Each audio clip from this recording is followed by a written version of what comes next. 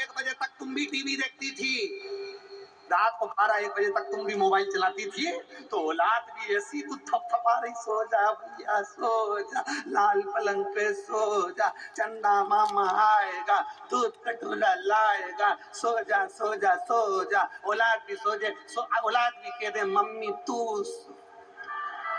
और मैं नहीं सोऊंगा, चाहे कुछ भी होगा। इतनी इतनी सी औलाद 12-12 1-1 बजे तक रो रही, और जैसे ही माँ के सोने का समय हुआ, बस उसकी माँ की आंख में नींद आई और इतने में ये रोना चालू, क्योंकि इसको मालूम है नाटक तुमने करा है, तो मैं भी नाटक करूंगा, तुमने नाटक देखा है मैं भी नाटक देखूंगा। बस उसने सीरियल का पूरा पूरा असर आया, वो सीरियल पूरा पूरा। इसलिए गर्भ में जब संतान हो तो भगवत भजन में लगाइए, गर्भ में संतान हो भगवत स्मरण में लगाइए।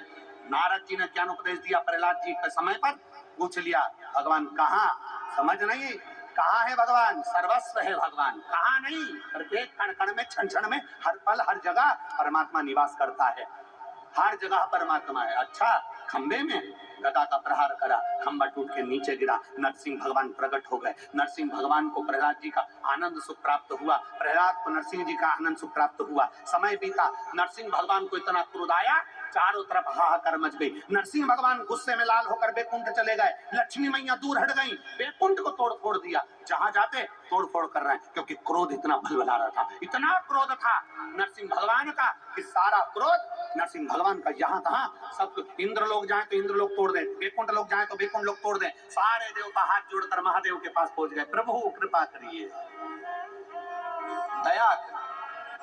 शंकर भगवान ने पूछा क्या हो गया, नरसिंह भगवान को गुस्सा आ रहा, क्रोध आ रहा, नरसिंह भगवान को इतना क्रोध आ रहा है कि जहां जाते हैं सब तोड़ फोड़ कर देते हैं, प्रभु कृपा कर दीजिए। भगवान ने कहा चिंता मत करो, सारे देवता मुझ में समा जाओ। शंकर भगवान कह रहे हैं 33 कोटि देवता मुझ में समा जाओ। बहुत सरलता में समझिएगा जरा, गणेश जी की पूजन अलग करना है, पार्वती जी की पूजन अलग करना है, कार्तिकेय की पूजन अलग करना है, राम जी की पूजन अलग करना है, कृष्ण जी की पूजन अलग करना है, देवी जी की पूजन अलग करना है, देवता जी की पूजन अलग करना है। और शिव महापुराण की कथा कहती है, भगवान शंकर कहते हैं 33 कोटि देवता तुम मुझ में समा जाओ। सारे देवी देवता शिव जी में समा गए। शिव महापुराण की कथा कहती है, जब हम एक लोटा जल शंकर के शिवलिंग पर चढ़ाते हैं, वो केवल शंकर के लिए नहीं रहता, 33 कोटि देवताओं के लिए रहता है। 33 कोटि देवता। शिव जी ने कहा मुझ में समाओ, सारे देवता समा गए। शंकर भगवान सरम्ब पक्षी का रूप धारण करे उड़ते हुए गए, नरसिंह भगवान को पंजे पर उठाया और अलकनंदा नदी में ले जाकर डाल दिया।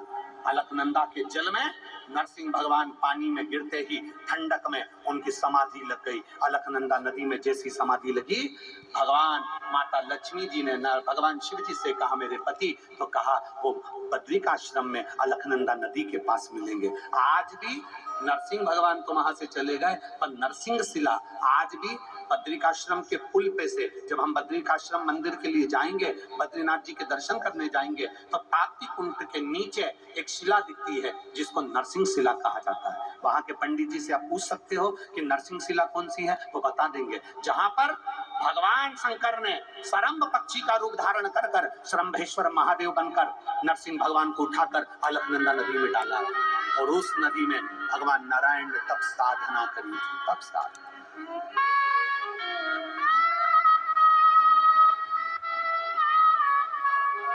तब साधना में ऐसे शिव